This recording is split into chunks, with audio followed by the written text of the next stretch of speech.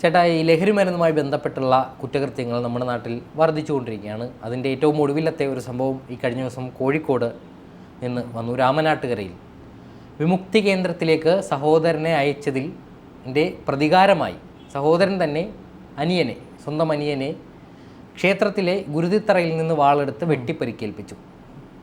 അതാണ് ഏറ്റവും ഒടുവിലായി ഈ ലഹരി ഉപയോഗിച്ചുള്ള കുറ്റകൃത്യങ്ങളിൽ ഏറ്റവും ഒടുവിലെത്തതായി പുറത്തു വരുന്നത്.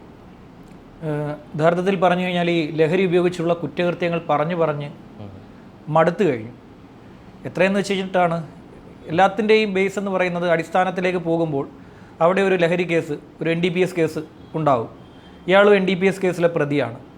ഈ പറയുന്ന 28-കാരനായിട്ടുള്ള അർജുൻ എന്ന ആൾ NDPS കേസിൽ പ്രതിയാണ്. പൊതുസ്ഥലത്ത് മദ്യപാന കേസ് ഇയാൾക്ക് നേരെയുണ്ട്. ഡ്രങ്കൺ ആയിട്ട് നടന്നതിൻ്റെ കേസുകളുണ്ട്. അതുപോലെ തന്നെ NDPS കേസുകൾ, അതായത് ലഹരി ഉപയോഗിച്ചാണ് കഞ്ചാവ് കേസുകളും ഇയാൾക്ക് മേളിലുണ്ട്. അപ്പോൾ ഏതാണ്ട് വർഷങ്ങളായിട്ട് ഇയാൾ ഈ പറയുന്ന പോലെ ലഹരിക്ക് അടിമയായി ജീവിച്ചുകൊണ്ടിരിക്കുന്ന ഒരാളാണ് ഈ അർജുൻ എന്ന് പറയുന്ന ആൾ. അയാൾ പ്രത്യേകിച്ച് ജോലിക്കൊന്നും പോകാതെ ഈ ലഹരിക്ക് വേണ്ടി മാത്രം ജീവിക്കുന്ന ഒരാളായിട്ട് പൂർണ്ണമായും മാറിയിട്ടുണ്ട്. ഈ ലഹരിക്ക് അടിമപ്പെട്ടവർ രണ്ട് കൂട്ടരുണ്ട്, രണ്ടല്ല പലതരത്തിലുള്ള കൂട്ടരുണ്ട്. എങ്കിലും ജോലിക്ക് പോകുന്നവരും ജോലിക്ക് പോകാത്തവരും എന്നിവരെ വേർതിരിക്കാൻ പറ്റുന്ന ചില കൂട്ടരുണ്ട്. ചിലർ ജോലിക്ക് പോയിട്ട് ജോലിയുടെ ശമ്പളം വാങ്ങി ഈ പറയുന്ന പോലെ ശമ്പളം മുഴുവൻ പൂർണ്ണമായും ലഹരിക്ക് തന്നെ കൊടുക്കുന്ന ആളുകളുണ്ട്. ചിലർ ഒരു ജോലിക്കും പോകാതെ ലഹരിക്ക് വേണ്ടിയുള്ള വക കണ്ടെത്താൻ രാവിലെ ഇറങ്ങിത്തിരിക്കുന്നവരും ഉണ്ട്. അത്രയൊക്കെതിരെയാണ് മോഷണക്കുറ്റം കൂടുതലായിട്ട്.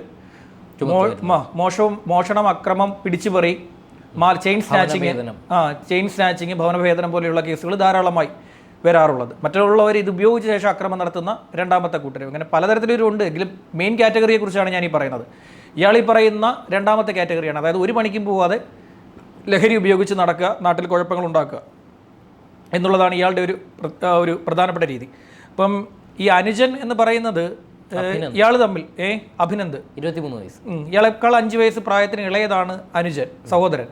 ഈ സഹോദരൻ ഇയാളെ കുറച്ചു കാലം മുമ്പ് ഒരു അഡിക്ഷൻ സെൻറ്ററിലേക്ക് എത്തിച്ചു. അത് വളരെ തന്ത്രപൂർവ്വം എത്തിച്ചു എന്നാണ് അറിയാൻ കഴിയുന്ന വിവരം. വളരെ തന്ത്രപൂർവ്വം, ഇയാൾ പോലും അറിയാതെ ഇയാളെ ഈ എന്താ പറയുക, ഈ പറയുന്ന പോലെ വന്യമൃഗങ്ങളെയൊക്കെ, നാട്ടിലിറങ്ങുന്ന വന്യമൃഗങ്ങളെ ഈ വലയിട്ട് പിടിക്കുമല്ലോ, അമ്മാതിരി പിടികൂടി കൈയും കാലുമൊക്കെ ബന്ധിച്ച് ഈ പറയുന്ന അഡിക്ഷൻ സെൻറ്ററിൽ കൊണ്ടുപോയി ആക്കുകയും അവിടെ അക്രമങ്ങൾ ഉണ്ടാക്കിയ ഇയാളെ മയക്കി കിടത്തുകയും ചെയ്തു ദിവസങ്ങളോളം. അങ്ങനെ ഒരു വിമുക്തി കേന്ദ്രത്തിൽ എത്തിച്ച് അഡിക്ഷൻ്റെ ഭാഗമായി അവിടെ അഡിക്ഷൻ നൽകുകയും അത് ദിവസങ്ങളോളം ഇയാൾ അവിടെ കഴിയുകയും തുടർന്ന് അവിടുത്തെ ഈ പറയുന്ന ഡോക്ടേഴ്സിൻ്റെയും ജീവനക്കാരുടെയും ഒക്കെ വിശ്വാസം നേടിയെടുത്ത് താൻ ഇനി ഒരിക്കലും ഈ പറയുന്ന ലഹരിയുടെ വഴിയെ പോകില്ല എന്ന് കുടുംബക്കാരെ അടക്കം ബോധ്യപ്പെടുത്തി കുടുംബക്കാരാൽ തന്നെ അവിടെ നിന്ന് റിലീസ് ചെയ്യാനുള്ള ഒരു അവസരം ഉണ്ടാക്കിയെടുത്ത തന്ത്രശാലിയായിട്ടുള്ള ലഹരിക്കടിമയാണ് ഈ പറയുന്ന ഈ അർജുൻ. അപ്പോൾ ഇയാളെ കുറച്ച് കാലമായിട്ടേ ഉള്ളൂ അവിടെ നിന്നും തിരിച്ച് കൊണ്ടുവന്നിട്ട്. പക്ഷേ ഇയാൾ ഈ പക സൂക്ഷിച്ചിരുന്നു. തന്നെ പിടികൂടി തന്ത്രപൂർവ്വം വിമുക്തി കേന്ദ്രത്തിലേക്ക് കൊണ്ടുപോയ അനുജൻ. അത് നമ്മളെ സംബന്ധിച്ചിടത്തോളം ഈ പറയുന്ന പോലെ ഈ ലഹരിക്ക് അടിമപ്പെട്ടവരെ സംബന്ധിച്ചിടത്തോളം അവരെങ്ങനെയെന്ന് വെച്ച് കഴിഞ്ഞാൽ അവരെ ഉപദേശിക്കുന്നവർ അവരുടെ ശത്രുവാണ്. അതുപോലെ തന്നെയാണ് ഇത്തരം കാര്യങ്ങൾ ചെയ്യുന്നവരും അങ്ങനെയുള്ളവരെ ഇവർ ശത്രുവായി പ്രഖ്യാപിക്കുക. അവരുടെ സ്വയമേവ ഇവർ ഒരു ലഹരി വിമുക്തി കേന്ദ്രത്തിലേക്ക് പോകില്ല, അങ്ങനെ പോകത്തുമില്ല. അങ്ങനെ ഒരിക്കലും ഇവർ പോകില്ലല്ലോ. അങ്ങനെ ഇവർ പോകില്ല. അതൊരു പ്രത്യേകതയാണ് ഇവരുടെ. അപൂർവം ചിലർ മാത്രമാണ്. അതായത് ഈ പറയുന്ന പോലെ ഇങ്ങനെയുള്ള ലഹരിക്ക് അടിമപ്പെട്ടവരില്ല. മദ്യപാനികളിൽ ചിലർ സ്വയം പൊക്കളയും. മദ്യപാനികളോട് ആസക്തി തോന്നുമ്പോൾ ജീവിതത്തോട് ചിലർ ഇപ്പോൾ ഇവിടെ അടുത്ത ഒരു സമയത്ത് ഇപ്പോൾ ഒരാഴ്ചയായിട്ടേ ഉള്ളൂ, ഒരു മനുഷ്യൻ വളരെയധികം മദ്യത്തോട് അങ്ങ് അഡിക്റ്റ് ആയിപ്പോയി, പൂർണ്ണമായും അഡിക്റ്റായി.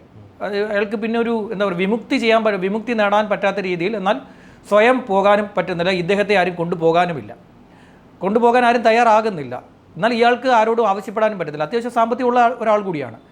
അപ്പോൾ അദ്ദേഹം എന്ത് ചെയ്യുന്നു വെച്ച് കഴിഞ്ഞാൽ പോകാതിരുന്ന് ഒടുവിൽ ഈ മദ്യപാനം രൂക്ഷമായി അദ്ദേഹത്തിന് ലിവർ സിറോസിസിലേക്ക് എത്തി. ഈ പറയുന്ന ലെവൽ 4ലേക്ക്, ഗ്രേഡ് 4ലേക്ക്, ലെവലല്ല ഗ്രേഡ് 4ലേക്ക് എത്തി. അതിൽ പിന്നെ വിമുക്തിയില്ലല്ലോ. പിന്നെ ട്രാൻസ്പ്ലാന്റേഷൻ അല്ലെങ്കിൽ ഈ കരൾ മാറ്റിവെക്കൽ എന്ന് പറയുന്ന പരിപാടിയല്ലാതെ മറ്റൊരു ഓപ്ഷൻ അക്കാര്യത്തിൽ ഇല്ല. അപ്പോൾ അദ്ദേഹത്തിൻ്റെ കരൾ എന്ന് പറയുന്നതും കിട്ടാൻ ബുദ്ധിമുട്ടുള്ള ഒരാൾ കൂടിയായിരുന്നു. അപ്പോൾ അദ്ദേഹം എന്ത് ചെയ്യുന്നു വെച്ച് കഴിഞ്ഞാൽ ഈ ഹോസ്പിറ്റലിൽ ചികിത്സ തേടുകയും ബ്ലഡ് ഒമിറ്റ് ചെയ്തു. ഹോസ്പിറ്റലിൽ ചികിത്സ തേടി കഴിയവേ ഇദ്ദേഹം അതിൽ തന്നെ ആത്മഹത്യ ചെയ്തു. ഈ കഴിഞ്ഞ ദിവസം നടന്നതാണ്. അതെ, അദ്ദേഹം അവിടെ തന്നെ ആത്മഹത്യ ചെയ്യുന്നൊരു അവസ്ഥ എത്തി. അപ്പം മറ്റൊരു ഈ ഓപ്ഷൻ അദ്ദേഹത്തിൻ്റെ മുന്നിലില്ല എന്നും ഇങ്ങനെ അറിയുമ്പോൾ ചിലർ ഡിപ്രഷനിലായിപ്പോവും.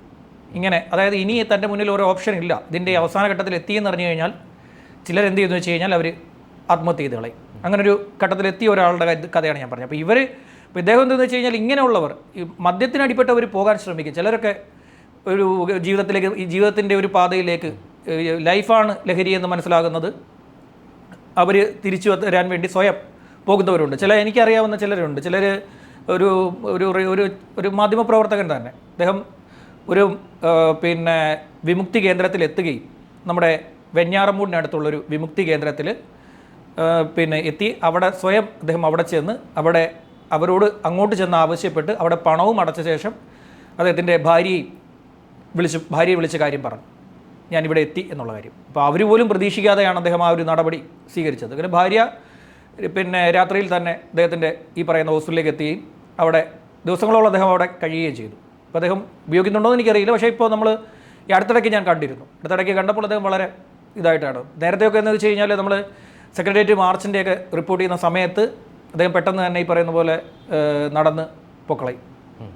മാർച്ചിന് എന്താ സംഭവിക്കുന്നത് നീ എന്നെ വിളിച്ച് പറഞ്ഞാൽ മതി എന്നൊക്കെ പറഞ്ഞ് പൊക്കളയും. അങ്ങനെ ഒരു മനുഷ്യനാണ്. ഞാൻ പറഞ്ഞത് അദ്ദേഹത്തിൻ്റെ പേരോ വിവരങ്ങളോ ചാനലിൻ്റെ പേരോ ഒന്നും ഞാൻ പറഞ്ഞിട്ടില്ല. അതുകൊണ്ട് ഇനി എല്ലാവരും കൂടെ വന്നിട്ട് നീ ഇങ്ങനെ എടുത്ത കാര്യങ്ങളൊക്കെ വിളിച്ച് പറയുന്നൊന്നൊരു തോന്നൽ വരണ്ട. അങ്ങനെ സംഭവം ഉണ്ടായിട്ടുണ്ട്. അപ്പോൾ ഈ അർജുൻ ചെയ്തതെന്ന് വെച്ചാൽ ഇങ്ങനെയുള്ളവർ, ഇത് ഈ കഞ്ചാവിനും സ്വമേധയാ പോവില്ല. അപ്പോൾ ഇയാളെ കൊണ്ടുപോയി അഭിനന്ദൻ എന്ന് പറയുന്ന കുട്ടി കൊണ്ടുപോയി. അപ്പോൾ 23-ാമത്തെ വയസ്സിൽ ജ്യേഷ്ഠനെ രക്ഷിക്കാനുള്ള ഒരു നടപടിയാണ് അയാൾ സ്വീകരിച്ചത്. പിന്നെ പൊതുവെ അദ്ദേഹത്തിന് നാണക്കേടാണല്ലോ, അദ്ദേഹത്തിന് ഒരു ലൈഫ് ഉണ്ടല്ലോ. ജ്യേഷ്ഠൻ ഇങ്ങനെ നടക്കുകയാണെങ്കിൽ നാളെ ഈ അനുജൻ്റെ ജീവിതത്തെക്കുറിച്ച് ഇത് ബാധിക്കുമല്ലോ. ആ ഒരവസ്ഥയിൽ ഇദ്ദേഹം എന്ത് ചെയ്തെന്ന് വെച്ച് കഴിഞ്ഞാൽ ജ്യേഷ്ഠനെ കൊണ്ടുപോയി. അത് കഴിഞ്ഞാണ് ഇയാൾ വിശ്വാസം നേടി തിരിച്ചെത്തിയ ശേഷം ഇയാൾ ഈ പറയുന്ന പോലെ തൻ്റെ കുടുംബത്തിൽ സ്ഥിരമായി തന്നെപ്പറ്റി പരാതി പറയുന്നു എന്ന രീതിയിൽ അടുത്തുള്ളൊരു സ്ത്രീയെ ശത്രുവായി പ്രഖ്യാപിച്ചിരിക്കുകയാണ്. ലിസ്റ്റിലെ നമ്പർ 2 ആണ് അനുജൻ അഭിനന്ദ്. നമ്പർ 1 എന്ന് പറയുന്നത് സമീപവാസിയായ സ്ത്രീയാണ്. ഇവരാണ് നിരന്തരം തന്നെ പറ്റിയുള്ള പരാതികൾ പറഞ്ഞുകൊണ്ടിരിക്കുന്നത്. ഇതുകൊണ്ടാണ് തന്നെ ഡിസിഷനിലേക്ക് നാട്ടുകാർ എത്തിക്കാനുള്ള കാരണം എന്ന് ഇയാൾ വിശ്വസിക്കുന്നു. അതിൻ്റെ അടിസ്ഥാനത്തിൽ ഈ പറയുന്ന തിങ്കളാഴ്ച വൈകുന്നേരം ഇയാൾ ആ സ്ത്രീയുമായി കൊമ്പ് കോർത്തപ്പോൾ സ്ത്രീയെ ഇയാൾ അസഭ്യം പറയുകയും അവരുമായി ഏറ്റുമുട്ടാനുള്ള ശ്രമം നടത്തുകയും ചെയ്തപ്പോൾ ഈ അഭിനന്ദൻ എന്ന് പറയുന്ന സഹോദരൻ ചെന്ന് ഇയാളെ പിടിച്ചു മാറ്റിയ ശേഷം ഇയാളെ അവിടെ നിന്നും തള്ളി മാറ്റി, ആ സ്ത്രീയെയും പറഞ്ഞു വിട്ടു, ഇയാളെയും ബലമായി തള്ളി മാറ്റി. ഈ തള്ളിമാറ്റിയതിനു ശേഷം ഇയാൾ നേരെ പോകുന്നത് ചമൽ കാരപ്പറ്റ ക്ഷേത്രത്തിലേക്കാണ്. അവിടെ കാരപ്പറ്റ ക്ഷേത്രത്തിലെ ഒരു പ്രത്യേകത, ഇതെല്ലാം താമരശ്ശേരി ഏരിയയാണ്. അപ്പോൾ ഇയാൾ പോയിട്ട് അവിടെ ചെന്നിട്ട് ചെയ്തൊരു പ്രവൃത്തി എന്ന് പറയുന്നത്, അവിടെ ഗുരുതിത്തറയിൽ സ്ഥിരമായി ശൂലവും വാളും അവിടെ ആരാധനയുടെ ഭാഗമായി സ്ഥിരമായി വെക്കാറുണ്ട്. അപ്പോൾ അവിടെ ചെന്ന് ഇയാൾ ഈ പറയുന്ന ഗുരുതിത്തറയിലെ വാളെടുത്ത് നേരെ വീട്ടിലേക്ക് വന്ന് തിരിഞ്ഞു നിന്ന അനുജനെ തലയ്ക്ക് പിറകിൽ വെട്ടി. ആ വാളിന് മൂർച്ചയില്ലാത്തത് കൊണ്ടും അത് ഒരു ആരാധനയുടെ ഭാഗമായി ഉപയോഗിക്കുന്നത് കൊണ്ട് അത് വാള് മൂർച്ച വരുത്തി വെക്കേണ്ട ആവശ്യമില്ല. ആരാധനയുടെ ഭാഗമായി ഉപയോഗിക്കുന്ന ഒരു സാധനമാണത്.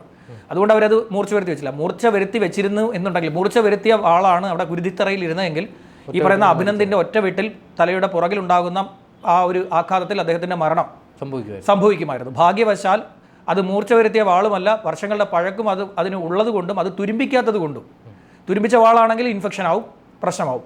തുരുമ്പിക്കാത്ത വാളായതുകൊണ്ടും അത് ഇദ്ദേഹത്തിന് കാര്യമായൊരു അപകടം സംഭവിച്ചില്ല. പക്ഷേ തലയ്ക്ക് പിന്നിൽ 6 സ്റ്റിച്ച് അദ്ദേഹത്തിനുണ്ട്. അദ്ദേഹത്തെ താമരശ്ശേരിയിലെ താലൂക്ക് ആശുപത്രിയിൽ ഉടൻ തന്നെ നാട്ടുകാർ ഇടപെട്ടുകൊണ്ട് വീണ്ടും ആക്രമിക്കാൻ ശ്രമിച്ചപ്പോൾ ഇദ്ദേഹത്തിൻ്റെ വിളി കേട്ട് ഓടിയെത്തിയ നാട്ടുകാർ ഈ അർജുനെ പിടിച്ചു വയ്ക്കുകയും ഇയാളെ ഉടൻ തന്നെ ആശുപത്രിയിലേക്ക് മാറ്റുകയും ചെയ്തു. ഇയാളെ പോലീസിന് കൈമാറിയിരിക്കുകയാണ്. പോലീസിന് കൈമാറിയ ഇയാളെ മെഡിക്കൽ എടുത്ത് ജുഡീഷ്യൽ കസ്റ്റഡിയിലേക്ക് മാറ്റിയിട്ടുണ്ട്.